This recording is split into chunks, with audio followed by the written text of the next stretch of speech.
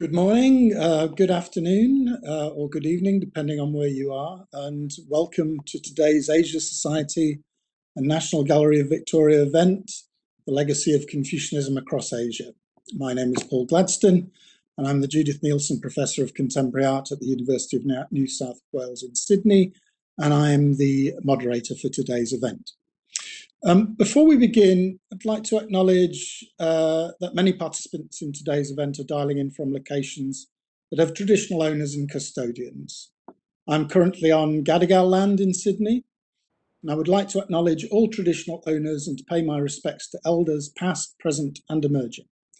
I'd also like to welcome and acknowledge any Aboriginal, Torres Strait Islander or First Nations people joining our webcast today. I am delighted to be welcoming you to the first event in this Faith and Art series.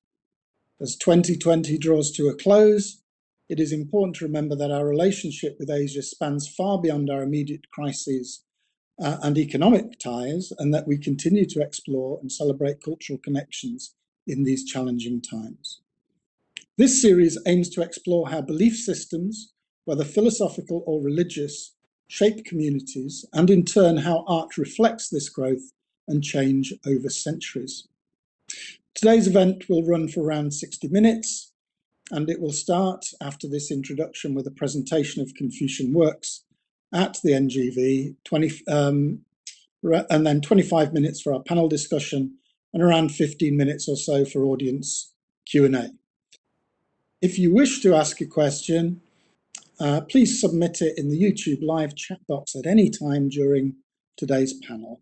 The team at the NGV will be monitoring throughout. Please note you'll need to be logged on with a Google account in order to ask a question. Joining me for today's discussion, we are honoured to present an international multidisciplinary panel of experts.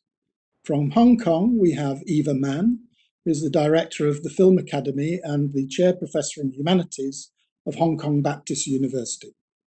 From Seoul, we have Jin Kai, Research Fellow at Yonsei Institute for Sinology at Yonsei University. From New Hampshire in the USA, we have Sunglim Kim, Associate Professor of Art History at Dartmouth College. And joining from Melbourne, Wayne Crothers, Senior Curator of Asian Art at the National Gallery of Victoria. Welcome to you all. For more information on each of our esteemed panelists, you can read their full biographies below this video stream. Please feel free to scroll down to read them. As you may or may not know, I'm best known in my research for the study of contemporary Chinese art, particularly Chinese art in and from mainland China, and more recently connections between that and Confucian, Taoist and Buddhist thought and practice.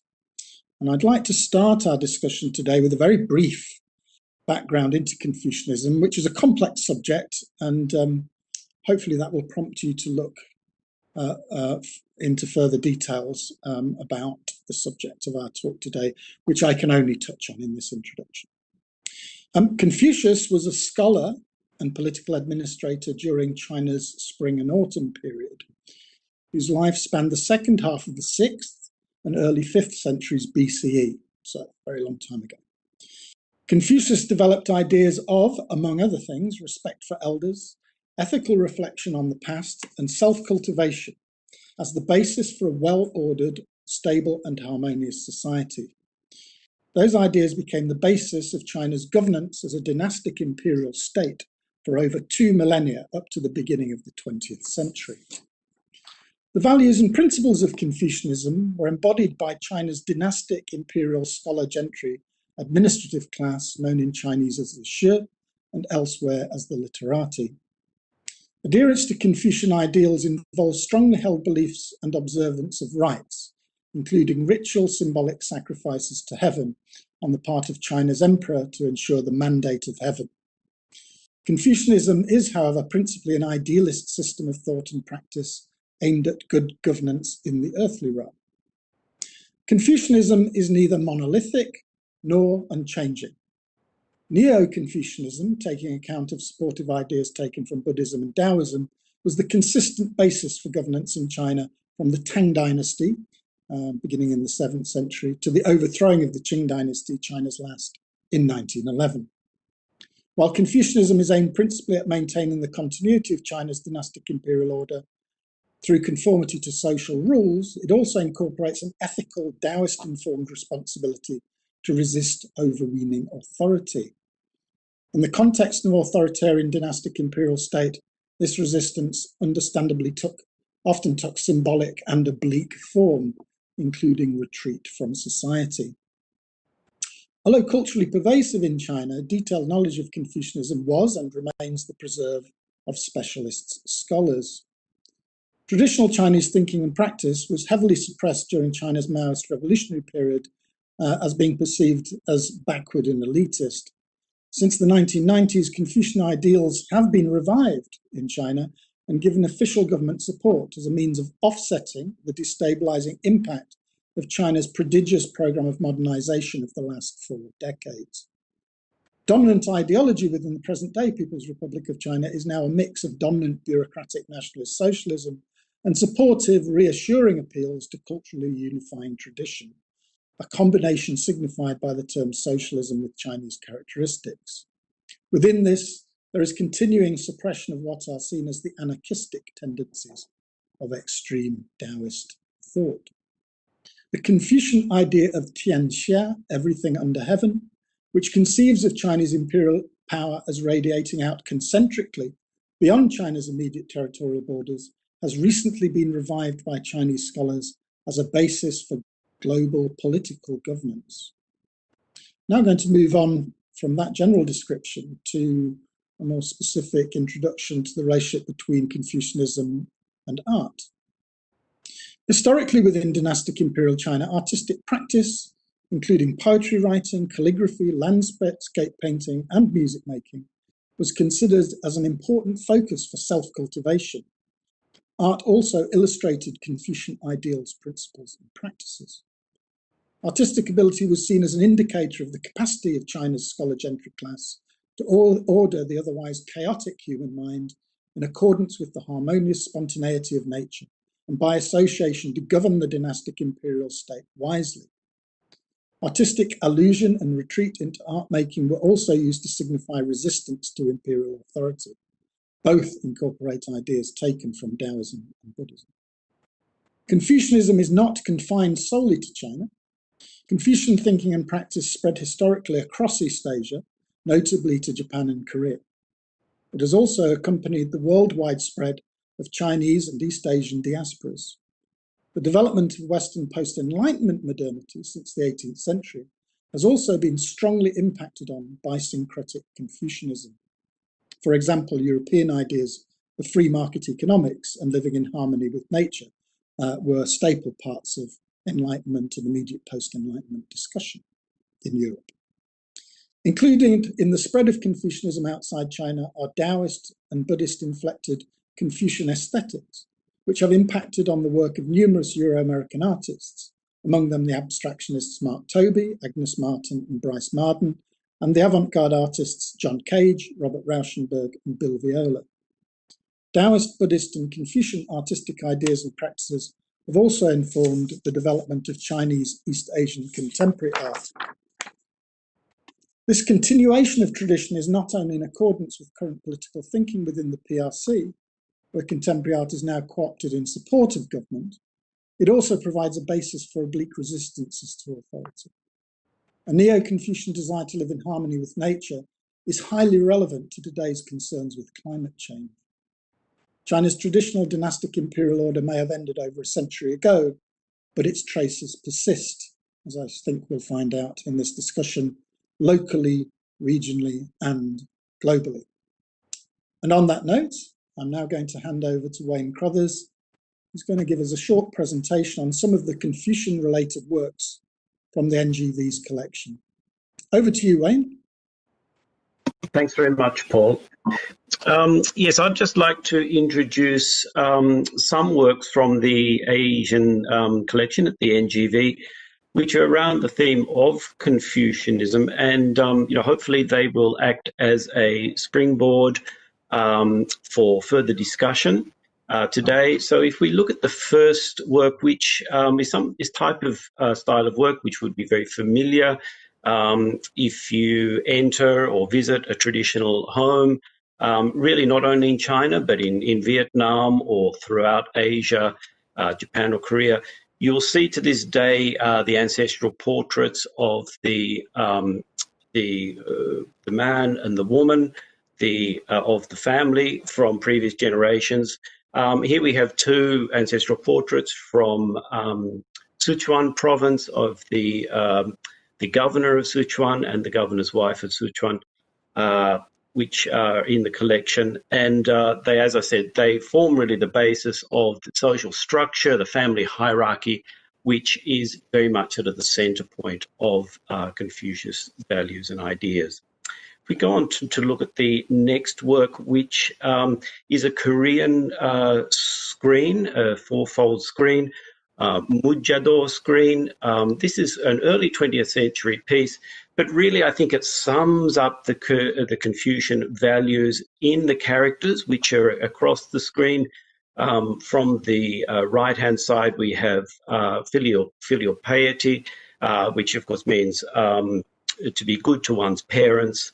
The second one under that, love towards siblings and neighbors, loyalty to the king, faith and trust, etiquette, righteousness, integrity, sense of shame. So really those 8 characters sort of sum up all of the values of traditional Confucianism, which would form a fourfold screen, which was a very common piece of furniture throughout homes in Korea. These were produced en masse. And interestingly, with the one we have here in the NGV collection, it's an early 20th century example where the black calligraphy is produced through a lithographic or a very early type of lithographic process.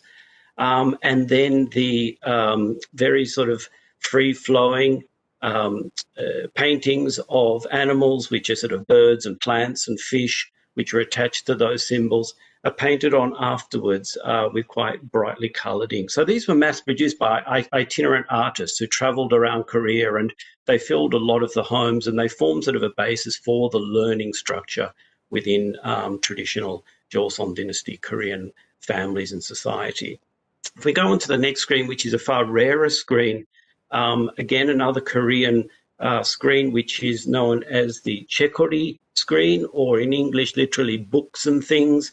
Now, this was a screen of collectibles, primarily books, but then all sorts of collectibles that would furbish a scholar's studio in Korea. And we'll see that most of them are the traditional Chinese books. But if we go into some of the details and we look at the next slide that we come to, we'll see some of the details.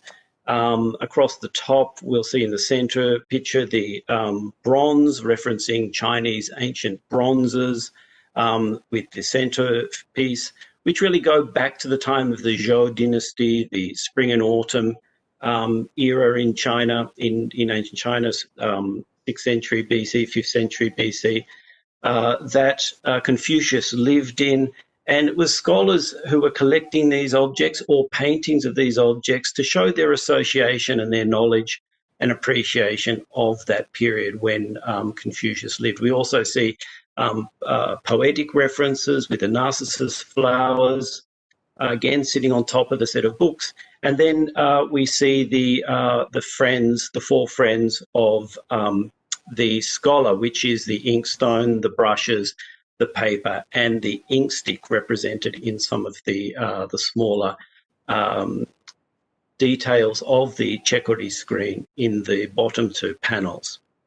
Now, if we go on to the next image, you'll see one of these books in detail. This was the sort of books which were used by Korean scholars, which of course highlight as one of the main features in these screens that were collected, or they were displayed in the studio of a Korean Joseon dynasty scholar.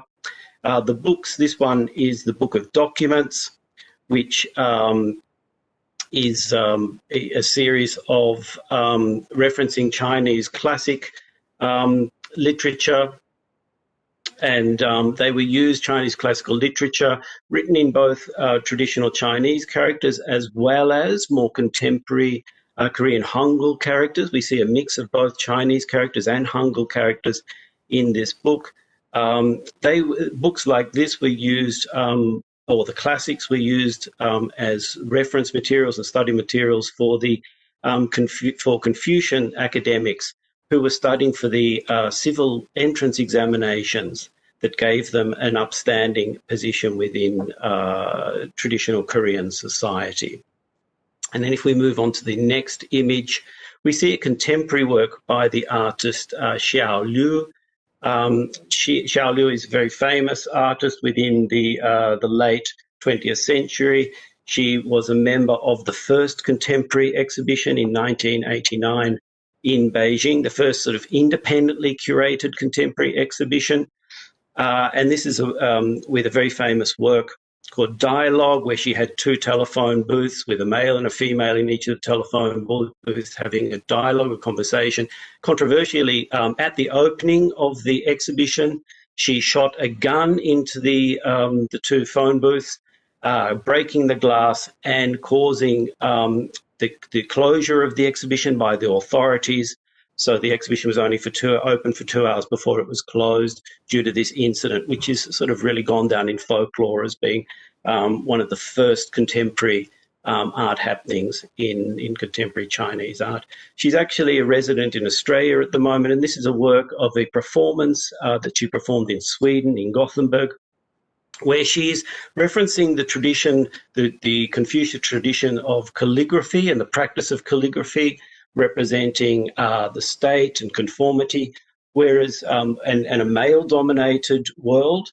She herself, as a female, is putting herself between the ink and the paper of this male-dominated Confucius sort of hierarchical world, and tipping a bucket of the Chinese charcoal-based ink over the top of her and splashing it down around the paper that she's standing on. And then I'll just go briefly on to the final work, which another contemporary work, which was at the NGV just last year, 2019. Now, this was a huge installation of porcelain birds by the contemporary Chinese artist Sai Guo-chan, who is famous for working with fireworks, the traditional Chinese medium of fireworks. Here he's referencing the traditions of China. This was exhibited alongside the terracotta warriors. He's referencing the tradition of using clay and porcelain within the production of art, as well as this natural phenomenon of birds flocking in a huge murmuration, flying across history out from the tomb of the terracotta warriors themselves, or the first emperor, Qin Shi Huang, and over the audience that visited the exhibition, as sort of like an uncontrollable force of nature, but also an uncontrollable force of beyond our control, beyond the visitor's control, that swirled in different directions, and also the unpredictability of the powers that will be in society. That was excellent. That really, I think, anchors our discussions for the remainder of the session. If I could now invite all of the panelists to switch on their mics and video, and we'll go into the panel session now.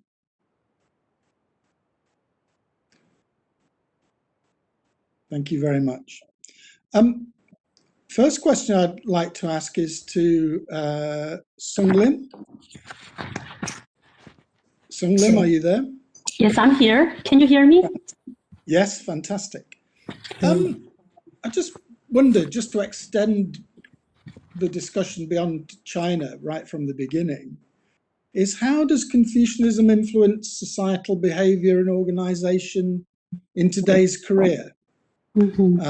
I don't know whether you can answer for North Korea, maybe just South Korea, but how does it impact on modern Korean society? And can you also give us a sense of how Confucianism has impacted on modernization in Korea over a longer period? Okay. Well, as you may know, Confucianism was the ruling ideology of Korea's last dynasty, called the Joseon, which lasted over 500 years from the 14th century to the early 20th century. So even though South Korea, is a democratic society, Confucian philosophy and ideas are deeply embedded in every aspect of the lives of Korean people. One characteristic feature of Korean society is its collective identity as opposed to the individual identity. So in the Korean language, people hardly use the word my. Instead, Koreans use the word our when they really mean my. So for example, when Koreans refer to my family, they say our family. This shows the collective identity that Koreans have. They don't say my school or my country, but instead they say our school and our country. Likewise, a person is not a lone individual. Instead, he or she is a member of a family, which is the core unity of society. Thus, marriage is a very crucial union of two families. Instead of seeing it as a union of two individuals, Koreans see the wedding as the union of two families. So there are still many arranged marriages as opposed to marriages only for love. Of the Confucian values, loyalty and filial piety are the key values.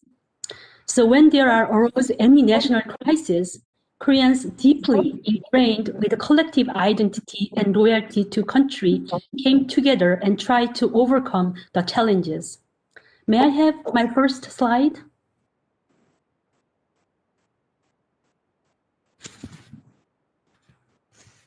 So, for example, when South Korea had a 1997 IMF crisis, that is International Monetary Fund crisis, Koreans had a gold collecting campaign to repay the country's debt to IMF.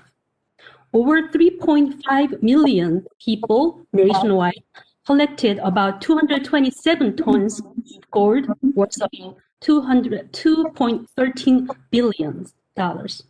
And this is just one example. So may I have the next? Actually, I can skip. This is the, we can skip. Since next, yes. Also, Confucianism emphasized the importance of learning and education. So during the Joseon Dynasty, in order to serve as a government officer, one had to take a civil service examination. In other words, it was a merit-based society, and education was a way for people to climb social ladders. So if we see these 18th century Mazangnu paintings, we can see that boys, one on the right, we have the village school where all these young boys, even though they have long kind of pigtail hairstyle, they are unmarried kind of boys, start studying early. And on the right, we see a working parents who is doing weaving a mat, the father, and spinning wheel, mother. But they enjoy listening to their sons reciting these Chinese classics and studying for the exam. So, so next, please. Next slide. So Koreans know their country does not have many natural resources. Thus, each family truly focus on educating their children. And educated people, I believe, along with a diligent work ethics, were the foundation of Korea's successful modernizations. So I would like to stop my answer for the first question. Thank you. Thank you very much indeed. Kai, are you there? Yeah. Right. I mentioned in my introduction that Confucian ideas of Tianxia, this idea that imperial authority radiated out, not just within China, but to the rest of the world. I mean, those ideas have been revived recently by Chinese scholars. Perhaps you could say something about how Confucian values have informed China's current geopolitical situation and its rise economically, militarily, and culturally. Sure. Well, in my view, I think we may just first think about several important Confucian values, such as reverence for authority, importance of order, the virtue of the rulers, and of course, collectivism. So I think all may have certain roles in shaping China's grand rise as great power on the world stage. Let's take collectivism or unity as an example. Well, I think most people would agree, and without highly effective and efficient implementations of decisions and policies, in particular when it comes to huge socio-economic construction projects, well, I think China could never have achieved the so-called economic miracle in a relatively short period of time. That being said, I think one of the real challenges or mandates that China constantly faces today is not just how to manage to rise and rise and rise, but how its rise could positively contribute to the international community. And in the meantime, how China and its rise are being viewed by its neighbors, the major powers, and of course, the general public outside China. So the point is, Confucian values are truly very Chinese, and I think they may not necessarily help other nations in their intended rise or economic development. So, this is my personal view. I think this is one of the reasons why Beijing has always emphasized, pinpoint the catchword, with Chinese characteristics. So it's just China.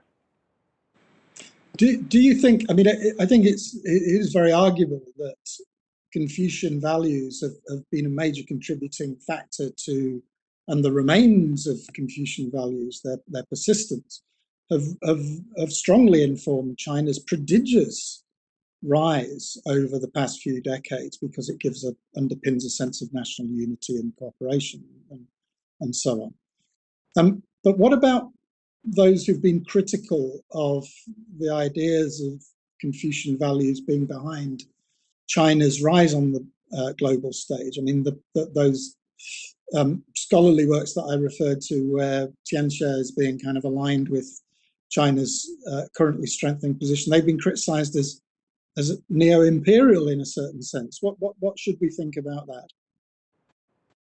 Well, I think it really depends the perception of China itself by Chinese and by the world outside China. I think China is not a revived feudal Confucianist regime that seeks, the expansion throughout Asia Pacific. It is a modernizing China that seeks coexistence with its neighbors, with other major powers. Well, the concerns and the worries are pretty natural and understandable. I think China should, convey its real message, its intention, through very effective channels to the outside world. That's my simple answer. Thank you very much. Eva, are you there? Yes. Can you hear me? I can. Thank you very much. Yeah, thank you.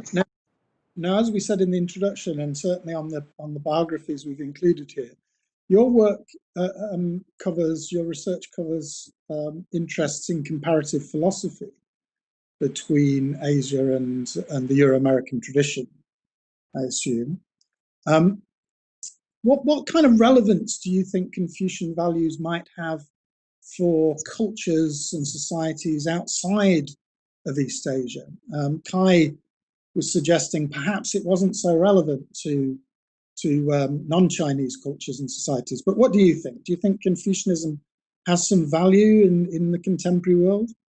Yeah, well, yes, I conduct a research on Confucian philosophy and feminist philosophy. The feminist philosophy was raised by Western, especially American. They have a very strong force of feminist aesthetician, working on art. And then I can find a common modality within at the philosophical level. just, to put it in very simple words, is that Confucianism always want to overcome dichotomies, just like between the secular and the sacred, and the way of, by making living acts and relationship a sacred ritual. And then the Western feminists, philosophers worked so hard in dismantle the Kantian, or starting actually from Plato, so-called the dualism, the subject and object, male and female, all kinds of the dichotomous model, which can easily, generate some sort of power relations, one over the other. So if we talk about Confucianism at a philosophical level, you could see that they talk about harmony of yin and yang more than that kind of duality. Duality in a positive sense is that yin and yang work with each other. So this is actually an ideal model that the Western feminists would like to turn to. And then I find that Chinese philosophy is such a very resourceful reference for them because of the philosophical modality. So because I'm a philosopher, so I look at things in that way, but it also applies to social life in a sense. So when we talk about Confucianism being so patriarchal, because they talk about the 5 relations, especially the husband and wife, father and son, king and minister, blood and brother, friends and friends, sometimes it's also generate an absolute power structure. So, what can be the way out is that you have to go back to Confucianism as a philosophy or as a cosmology that they emphasize on harmony. That will be a way out when we develop the theory. So I better stop here.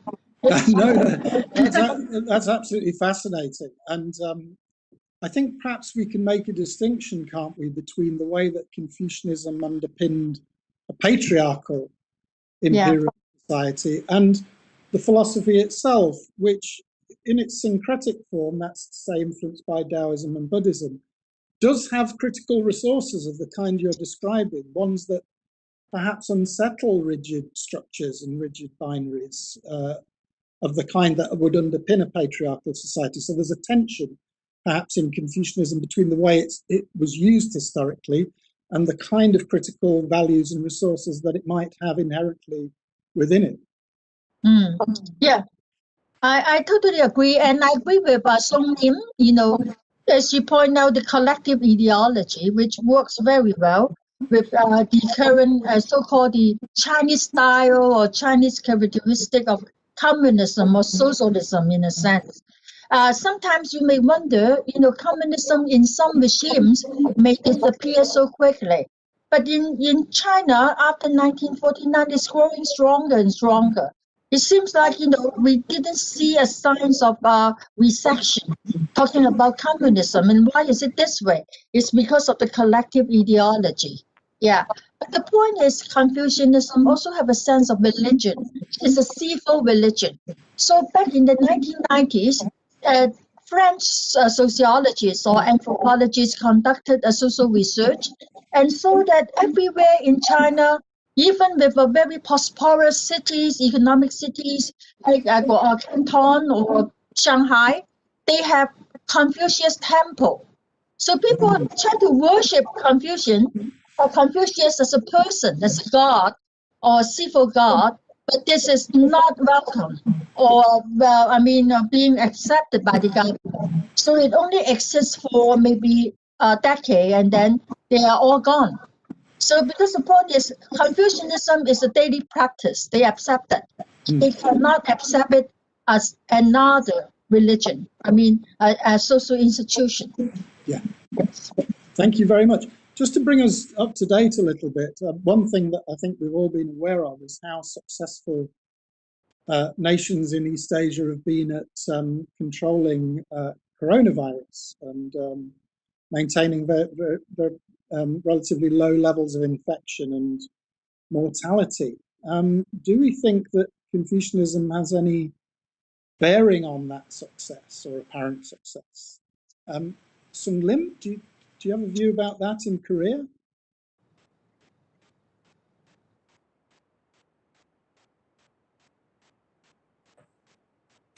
Oh, I'm sorry, Paul. Could you please Sure. reiterate your question? Yes. East Asian countries have been comparatively successful with COVID. They've kept infections and mortality down to comparatively low levels. Do you think Confucianism has any bearing on that success? I think so, definitely. I think people see as a collective identity, they kind of like they know their place in the society, and they are willing to make a kind of personal sacrifice for better commonwealth. So unlike, I mean, I'm in the United States, and I see a lot of people refuse to wear masks. They think it's against their personal liberty to breathe. But in South Korea, they did a lot of like tracing, tracking, and people agreed or to follow all the instructions. And so I think that way they had like big success in doing against COVID. And what about elsewhere? What about, say, in China or in Japan? Does anybody have a kind of view about how that Confucianism might extend to successes there with regard to COVID? Well, I just want to add one word. This is the total obedience. If of course, some in rural area, we could see some, farmers, they just run across the street, didn't follow the order, and you can see the public police, the Gong'an, just try to suppress them and even beat them. You could see news reporting. So it is a very suppressive atmosphere. And then they talk about public good, that everybody should obey, and or maybe like Kai has suggested, that there's no individual sense of freedom in front of public good. So within a very short period of time, we didn't see a lot of cases or increased the cases, only bits and pieces. So somebody will think a totalitarian kind of state is the best friend or best enemy or weapon to the COVID-19. So people tend to agree with it now. Yes, I mean, from my experience living in China for a long time, one thing that I became aware of very quickly was that Chinese society is in many ways quite anarchistic. People will kind of do what they want to do as far as they can. But at a certain point, a kind of social order and respect, or at least a kind of obeying of authority kicks in. There's a kind of yin-yang relationship there between lawlessness and a kind of a more rigid obeying of authority than one might get in sort of Euro-American societies. And one can see that at times of great stress, this can be quite useful to a society in bonding together around a common problem. Yeah, Paul, if just on the COVID question, just a little bit to add, it's interesting. I'd be interested to hear a little bit more about the Chinese and the Korean side of the social way that it's been dealt with. But in Japan, it's quite funny. I speak to some friends there, and of course, countries have a great pride now if they're dealing with COVID. It's like in Victoria now, we're all very proud because we've sort of dealt with it. But it ebbs and flows sort of out of everyone's control, which is quite interesting. But one of the things that probably Confucius aspect of this is that the authorities often are not completely open with the distribution of information and statistics. And I chat with some friends in Japan, and ones who are very sort of analytical of the situation, they'll say, well, actually, we're very used to not being told the full amount of information, statistics, checking, everything is very controlled as the government wants to release an image or a response to a situation. And I think that also is another very interesting sort of, discuss component of that Confucian control, and perhaps why some countries appear in Asia to be doing very well or better than others like perhaps in the US, where everything is just a little bit of a free-for-all with information and exposure of the situation. Absolutely.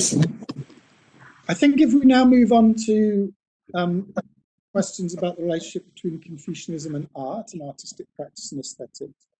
So here's one for you, Wayne, to begin with, around the relationship between Confucian ideas, maybe Confucian artistic practice and aesthetics, how those relate to contemporary art in places like China and Korea and even Japan.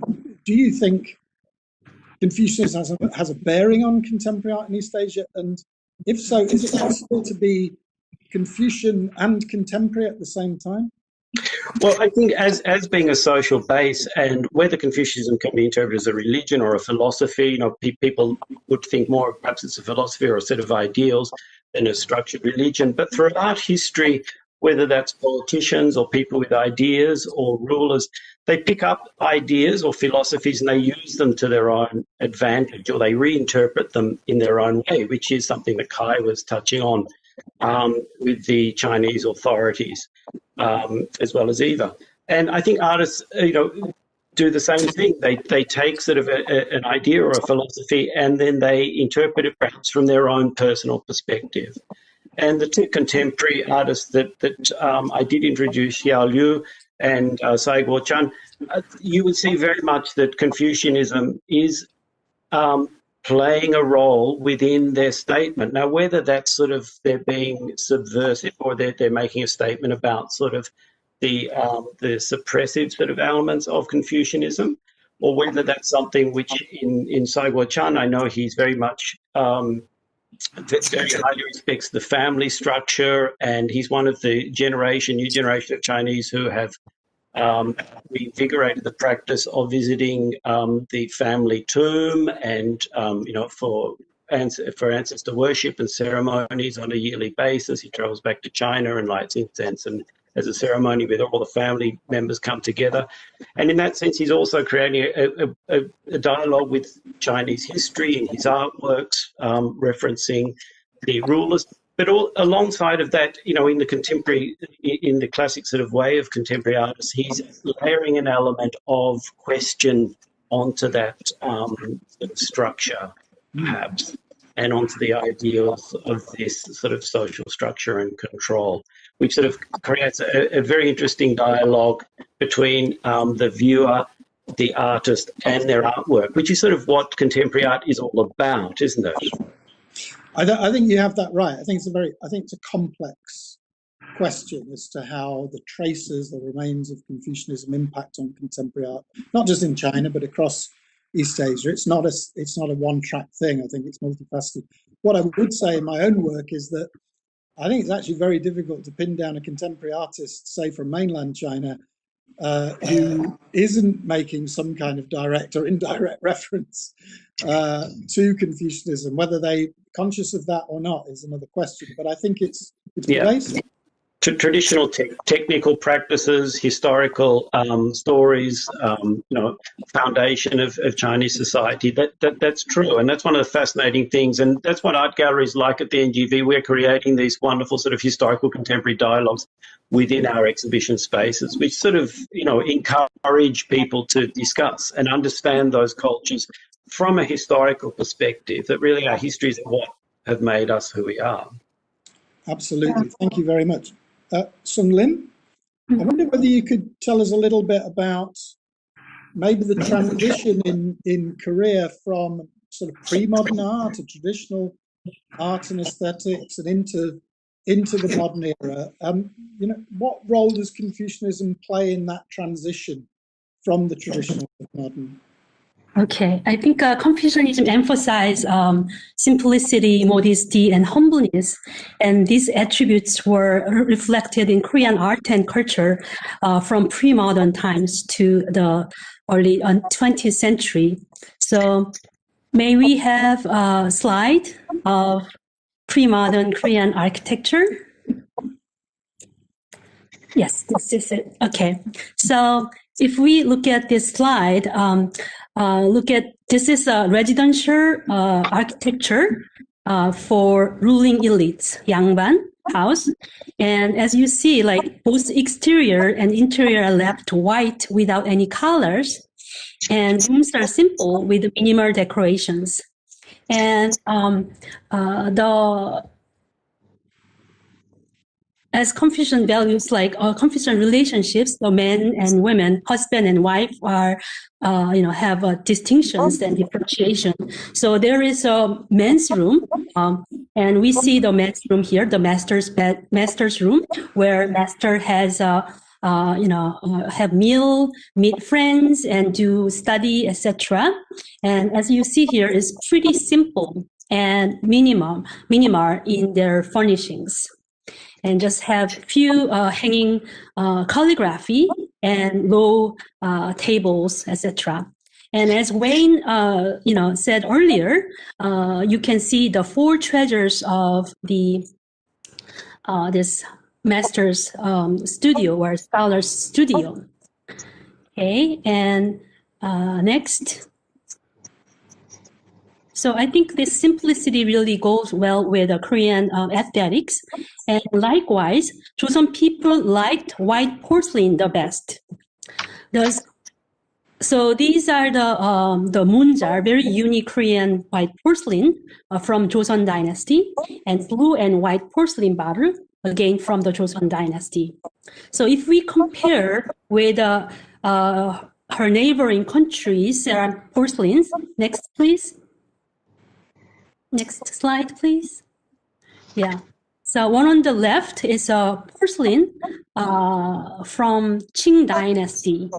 And one on the right is, again, porcelain from Meiji period Japan.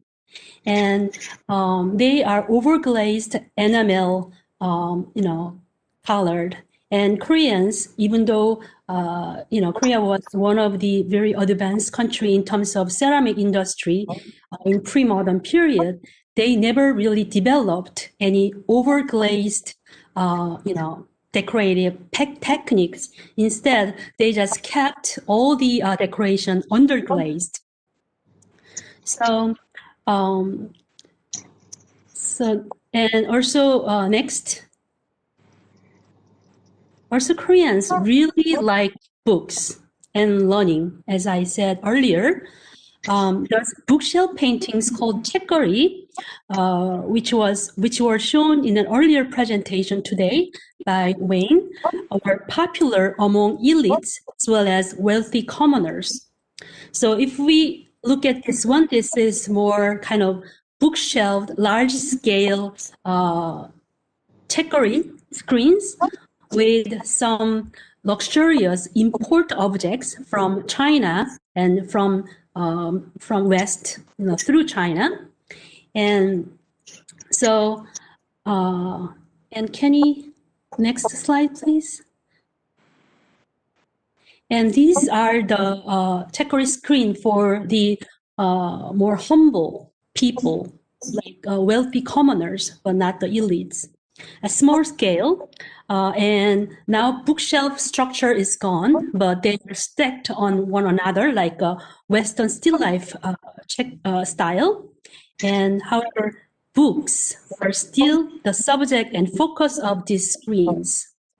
And in contemporary art, next please, next slide.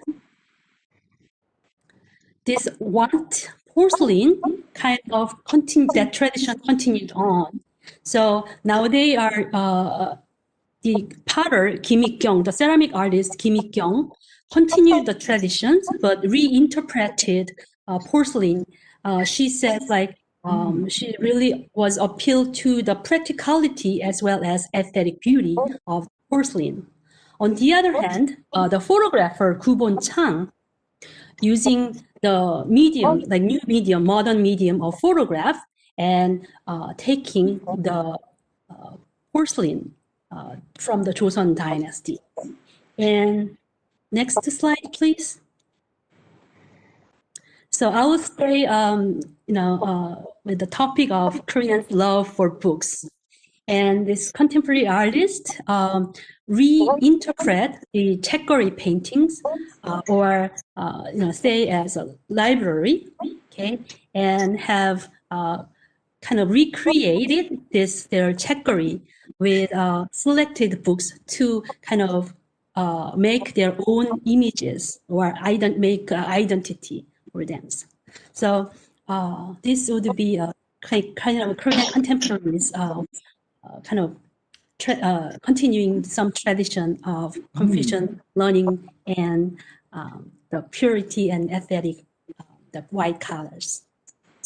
Thank you very much. That's very, very illuminating, actually. Just before I move on to the next question, could I encourage our audience again to submit any questions they might have via the chat stream, because I'll be making some space at the end if there are any questions from the audience. Eva, could I just go back to you? I know Xiaolu, the artist. We saw an image of her with her performance of pouring ink and water over her head and onto a bed of, there's a felt, and then on top of that traditional handmade paper. Now that work, as Wayne quite rightly suggests, can be interpreted as a feminist intervention into the male-dominated artistic practices of Confucianism. However, it can be very difficult to get Xiaolu to agree that her work is feminist. Now, there are all sorts of reasons for that. One of them is perhaps a resistance to that idea just being applied to her from a Western philosophical or discursive perspective. Perhaps you could say a bit more. You've obviously looked into this in great detail. What sort of resources might there be culturally coming from Confucianism to support a feminist resistance to male domination? This is interesting, because if you talk about resources, that means it is a ground for rebellions, a ground for subversion. Say that kind of so-called behavioral art are very popular during the 80s and the 90s, but not now. So, you could see that Ai Weiwei was being criticized, or he has been under observation for quite some time to a certain extent. And the political pop, just like Yu Minjing, that kind of smile, cartoon, sarcastic tone was gone too, now under Xi Jinping's regime. And then if you read from Mao Zedong's 1942 Yan'an discussion, the Forum for Art and Literature, until Xi Jinping's, in recent years, his new agenda on art and literature, you could see the Confucian variations in between. Is that what art should be? According to Confucius, poetry, just say for instance, should empathize, observe, unite, and condemn the society. So everything has the social function. You don't do art just out of nothing, out of the blue. But actually, in the ancient time, Confucian art or aesthetics is based on the spiritual cultivation of someone. The root of an artist is the spiritual and moral cultivation. And now they talk about the moral cultivation is for the union of the society or the union of a party. If we could understand from the political point of view. So actually, I would like to turn to the ink painting. Feminism, I think it is very interesting. Most of the women artists in China do not claim themselves feminists. That's right. They just say, I don't like that kind of label. Or maybe that label is very dangerous. Okay. So just like if you call me a gay or lesbian, I will have some sort of troubles. Why should you give me that kind of label? But the point is, if you look at ink painting, it is very interesting because it is telling their stories. Ink paintings are not ink painting in the traditional sense anymore because contemporary ink is strongly expanding its range of expression and mingling of all kinds of techniques and media and installation that you can recognize that it is ink in the traditional sense. So we are reminded to avoid the illusion of the existence of a privileged domain of ink. There are only possibilities of ink painting inspired by new experiments, especially in the process of globalization.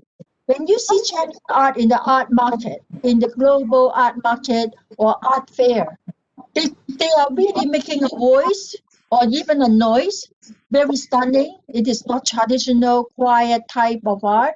And I was amazed by Sunglim's illustrations, that it is so regular, so rigid, so much in order. But you know, if you see Chinese artists, contemporary artists, they want to stir up. They want to have, look spectacular. They want to be eye-catching. So it is quite different from the Confucius theory of art to talk about harmony and spiritual cultivation. So you can hardly recognize it. You know, it's always related to interest and the position in the market. Yes. Yeah, I think that's very important to sort of ground it in material conditions. It's not purely cultural. Just to go back to the Xiaolu, I mean, in Confucian aesthetics traditionally, there are divisions of yin and yang within practices and materials. And so ink and brush is yin, it's assertive, and paper is receptive, it's seen as feminine, yang.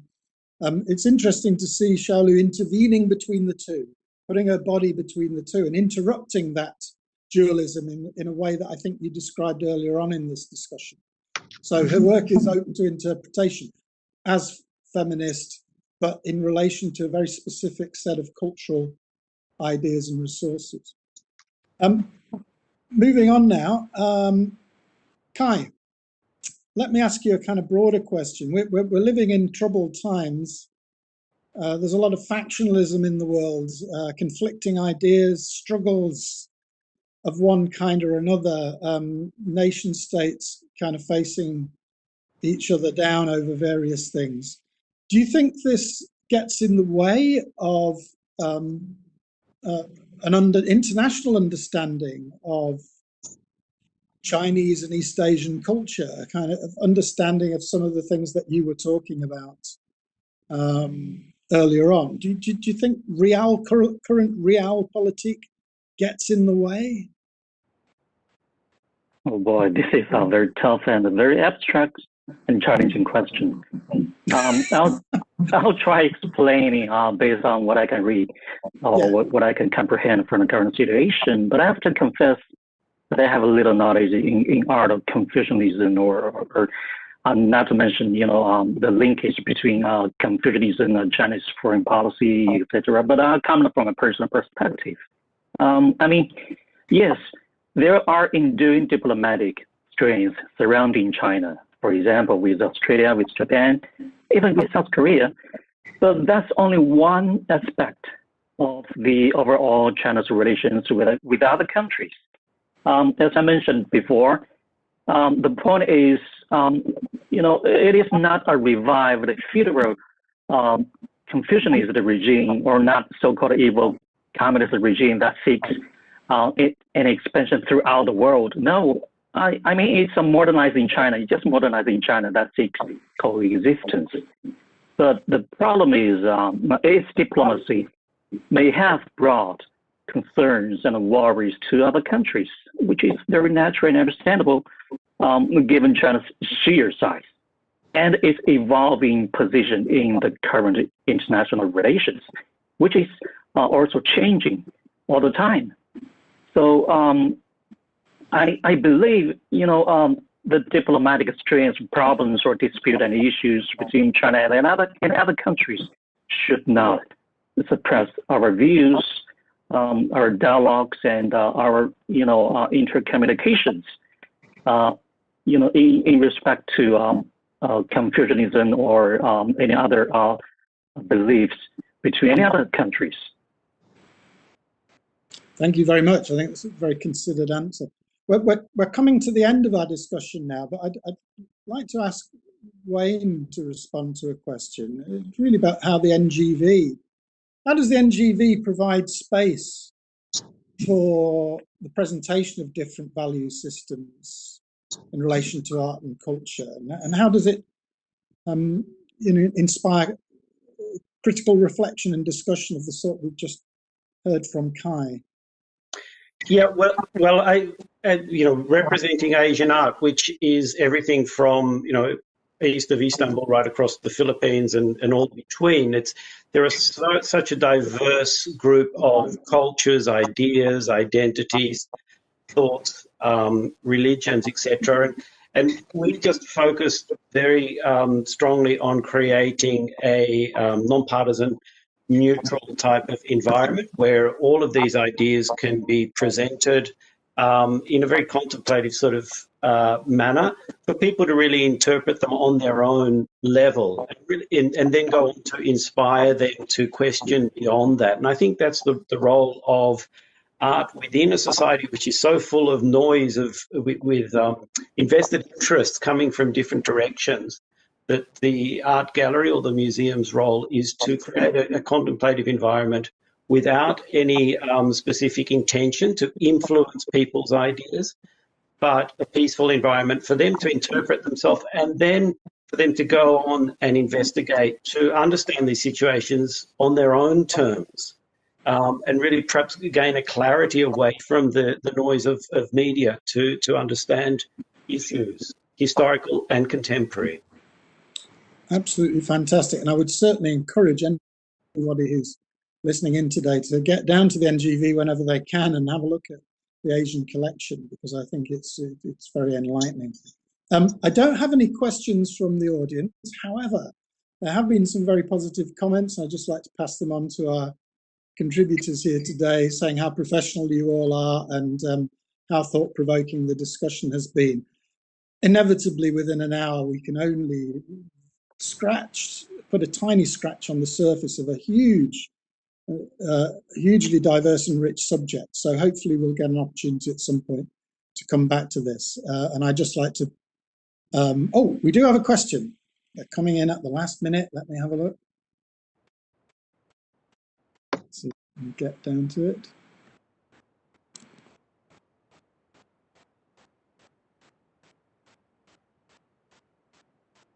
Oh, yes. The items that you were showing, Wayne, are they all readily on display at the NGV? Asks one of our audience members, Mary. Certainly some of the pieces are on display. I mean, the collection, like any museum, it's much larger than what we can put on display, and then there's the limits of time exposure for light-sensitive objects. And just the scale of some of the works, the huge installation by Saiguo Chun, the Murmuration Landscape, which really, was this enormous sort of three-dimensional calligraphic brushstroke through the air, created by the birds. I mean, that's enormous in its scale, and it was up for the 4.5 months of the Terracotta Warrior Saiguo Chun exhibition. The NGV has purchased that work, as well as all the other works that you saw. So they're all available online, is our policy in high resolution.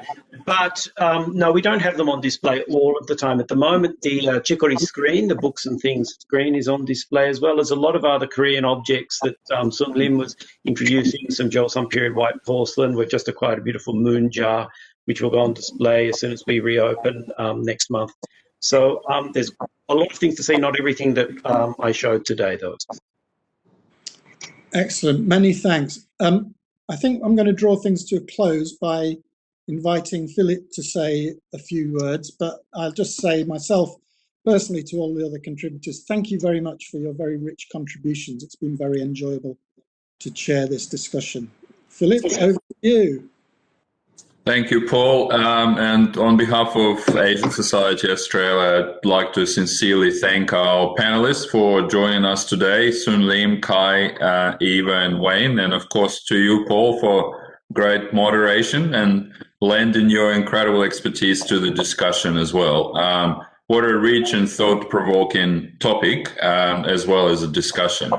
I would like to extend my thanks to the National Gallery of Victoria for partnering with us again on this event and for offering us a virtual view into some of the works in your collection. So thanks so much, Wayne. And continuing to offer these opportunities to celebrate, support, and learn from the arts and culture will be really vital to Australia and the region's post-pandemic recovery, and to staying connected with Asia, especially when travel remains limited. So this event is the first one in a series exploring faith, belief, and art across the region. So we hope that you can tune in again in February next year when we deliver our next program on Hinduism and soft power. Until then, we hope you can join Asia Society on 26th of November, which is next week, for our public event to officially launch our 4th Disruptive Asia edition on sustainability in the Asian century. And thank you all for joining us today, and see you next time. Thank you.